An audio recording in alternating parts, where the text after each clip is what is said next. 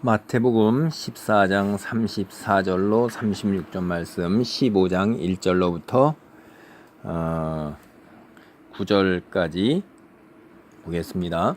그들이 건너가 게네사렛 땅에 이르니 그곳 사람들이 예수이신 줄을 알고 그 근방에 두루 통제하여 모든 병든 자를 예수께 데리고 와서 다만 예수의 옷자락에라도 손을 대게 하시기를 간구하니 손을 대는 자는 다 나음을 얻으니라. 아멘. 여기에 예수의 옷자락에라도 손을 대게 하기를 간구하는 것은 예수님이 병든 자를 고치신다는 것을 갖다가 알고 있기 때문에 예수님의 옷자락이라도 손을 대기만 하면 나을 거라는 그러한 간절함과 믿음이 있는 거예요. 그래서 게네사렛 땅에 이르렀을 때 예수이신 줄 알고 그 게네사렛 땅에 이를 때 그 근방에다가 다 예수님께서 오셨다, 그러니까 너희 오너라 라고 이야기를 했기 때문에 모든 병든 자가 다 예수께 나오는 거예요. 그래서 옷자락이라도 손을 대는 것, 그 예수님의 은총, 은혜를 잊기를 간구하니까 이게 손을 대는 자가 다 나음을 얻게 된 거죠. 제가 여기서도 우리 보면 믿는 대로 그대로 은혜를 베푸시는 하나님이에요. 믿음대로.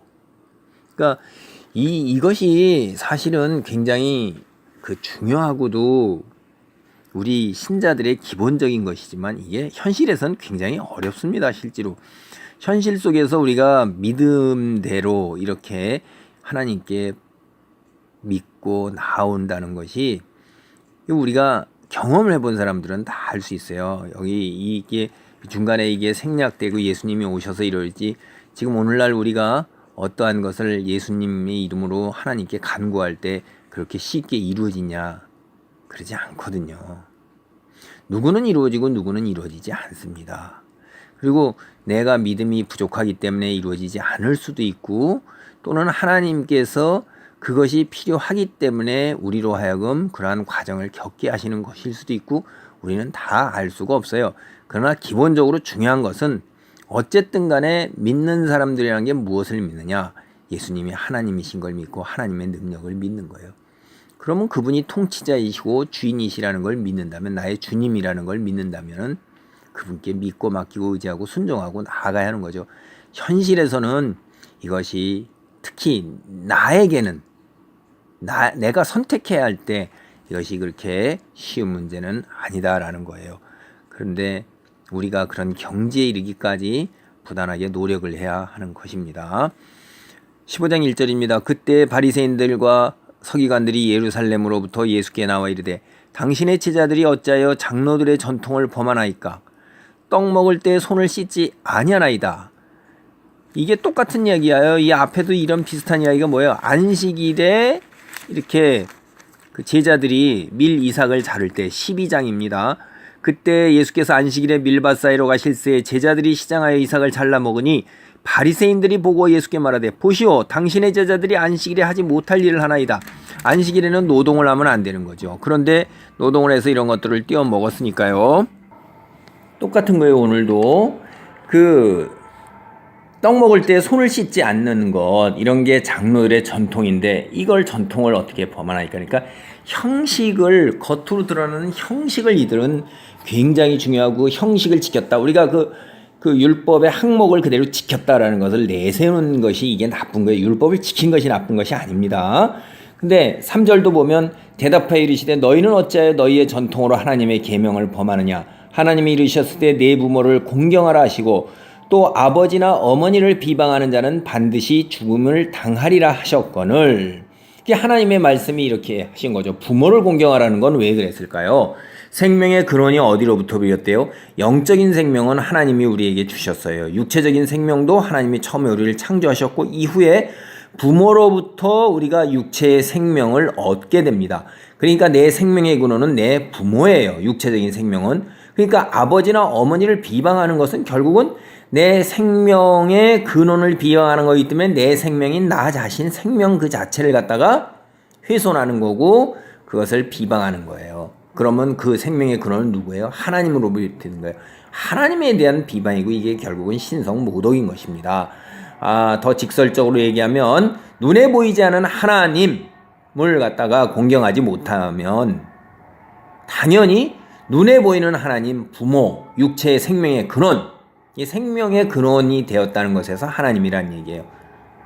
모시지 못하는 거예요. 그래서 죽임을 당하리라고 하나님이 얘기하신 건 하나님을 공경하라는 거예요. 하나님 공경은 결국 생명 사랑으로 드러나게 되죠, 여기서. 그런데 인간을 어떻게 하냐면 자기의 욕심 속에서 5절 보세요. 너희는 이르되 누구든지 아버지에게나 어머니에게 말하기를 내가 드려 유익하게 할 것이 하나님께 드림이 되었다고 하기만 하면 그 부모를 공경할 것이 없다 하여 너희의 전통으로 하나님의 말씀을 폐하는도다. 하나님께 드릴 게 따로 있고 부모에게 드릴 게 따로 있어요. 근데 부모에게 드릴 걸 하나님께 드렸으면 나는 하나님이 드리면 됐으니까 이제 부모는 드리지 않아도 된다. 이렇게 한 것이 자기의 그 욕심이잖아요. 하나님께 드릴 거는 당연히 하나님께 드리고 부모에게 드릴 거는 당연히 부모에게 드려야 되는 거예요. 근데 부모에게 드릴 거를 돌려서 하나님께 드리는 거예요. 그러니까 그렇게 하면 내가 부모를 공경하고 부모에게 드릴 것이 없다. 그러니까 이게 욕심과 탐욕이죠. 부모는 부모에게, 하나님은 하나님께 이렇게 해야 되는 건데 하나님의 말씀의 근본 정신이 뭐냐면 아까도 말씀드린 것처럼 생명의 근원을 존중하고 사랑하는 것이 그게 결국 생명을 주신 하나님 또 육체적 생명을 주신 부모를 사랑하고 공경하는 거예요. 근데 이것이 자기의 육체의 소욕과 탐욕으로 인해서 하나님 말씀을 교묘하게 피해가는 거죠. 그래서 7절 6절 보면 그 부모를 공경할 것이 없다 하여 너희의 전통으로 하나님 말씀을 폐하는도다. 외식하는 자들아 이사야가 너희에 관하여 잘 예언하였도다. 일러스되 이 백성이 입술로는 나를 공경하되 마음은 내게서 멀도다. 사람의 계명으로 교훈을 삼아 가르치니 나를 헛되이 경배하는도다 하였느니라 하시고, 사람의 계명은 뭐예요? 하나님의 계명을 갖다가 형식적으로 지키는 척하면서 실은 지키지 않는 그 속에 탐욕이 있는 거예요. 그러니까 명분상으로 입술만으로는 그것을 문자적으로 굉장히 지키는 것 같이 내세우면서도 실제의 근본 정신과 그 참된 의미는 묻어버리는 거예요. 그래, 이게 우리도 한번 잘 생각을 해봐야 됩니다. 율법을 지키는 거 굉장히 중요한 겁니다. 그거 지켜야 되는 거예요. 그러나 그 율법을 문자적으로 지킬 것을 넘어서서 근본 그 율법이 명하는 그 근본 정신은 더더욱이 우리가 따라가야 되는 거예요. 그것을 융통성 있게 때로 아주 드물게 이런 형편이 있었을 때 그것을 비난하는 것이 아니라 비난할 게 아니라 그 사람이 과연 그 율법을 지키고자 하는 진실과 열심 속에서 그것을 행했는가를 살펴봐야 되는 거지, 자기의 의를 드러내고 상대편을 비판과 비난하기 위해서 이렇게 항목을 가지고 들이대는 것은 바른 생활이 아닙니다. 신자된 온유함과 겸손함이 아니라는 말씀이에요. 하나님의 말씀을 우리가 바로 깨닫고 바로 이 땅 위에서 행함으로 믿음의 자리에 있기를 바랍니다. 아멘.